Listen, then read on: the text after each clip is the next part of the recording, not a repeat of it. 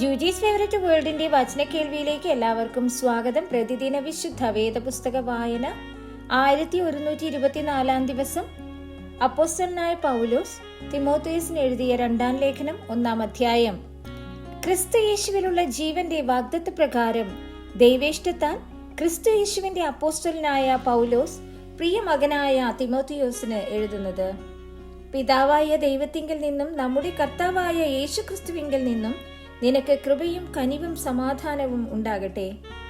എന്റെ പ്രാർത്ഥനയിൽ രാവും പകലും ഇടവിടാതെ നിന്നെ സ്മരിച്ച് നിന്റെ കണ്ണുനീർ ഓർത്തും നിന്നെ കണ്ട് സന്തോഷപൂർണനാകുവാൻ വാഞ്ചിച്ചും കൊണ്ട് ഞാൻ പൂർവന്മാരുടെ ദൃഷ്ടാന്തം അനുസരിച്ച് നിർമ്മല മനസാക്ഷിയോടെ ആരാധിക്കുന്ന ദൈവത്തിന് നിന്റെ നിർവ്യാജ വിശ്വാസത്തിന്റെ ഓർമ്മ നിമിത്തം സ്തോത്രം ചെയ്യുന്നു.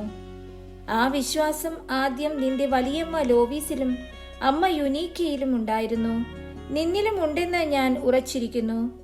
അതുകൊണ്ട് എന്റെ കൈവെപ്പിനാൽ നിന്നിലുള്ള ദൈവത്തിന്റെ കൃപാവരം ജ്വലിപ്പിക്കണമെന്ന് നിന്നെ ഓർമ്മപ്പെടുത്തുന്നു. വീരത്വത്തിന്റെ ആത്മാവിനെ അല്ല, ശക്തിയുടെയും സ്നേഹത്തിന്റെയും സുബോധത്തിന്റെയും ആത്മാവിനെ അത്രേ ദൈവം നമുക്ക് തന്നത്.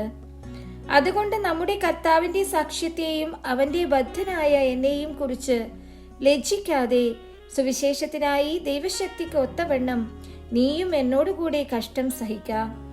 അവൻ നമ്മെ രക്ഷിക്കുകയും വിശുദ്ധ വിളി കൊണ്ട് വിളിക്കുകയും ചെയ്തത് നമ്മുടെ പ്രവൃത്തികൾ നിമിത്തമല്ല, സകല കാലത്തിനു മുൻപേ ക്രിസ്തു യേശുവിൽ നമുക്ക് നൽകിയിരിക്കുന്നതും ഇപ്പോൾ മരണം നീക്കുകയും സുവിശേഷം കൊണ്ട് ജീവനും അക്ഷയതയും വെളിപ്പെടുത്തുകയും ചെയ്ത നമ്മുടെ രക്ഷിതാവായ ക്രിസ്തു യേശുവിന്റെ പ്രത്യക്ഷതയാൽ വെളിപ്പെട്ടിരിക്കുന്നതുമായ തന്റെ സ്വന്തം നിർണയത്തിനും കൃപയ്ക്കും ഒത്തവണ്ണമത്രേ.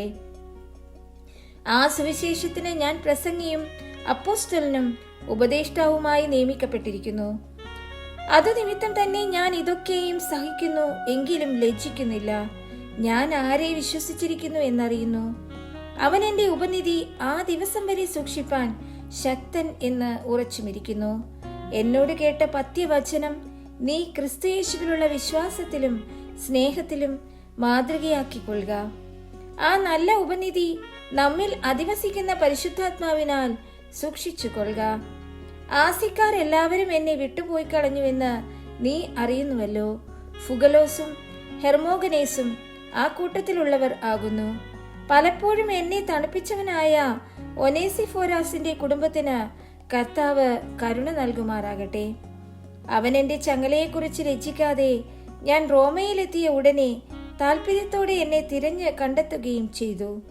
ആ ദിവസത്തിൽ കർത്താവിന്റെ പക്കൽ കരുണ കണ്ടെത്തുവാൻ കർത്താവ് അവന് സംഗതി വരുത്തട്ടെ.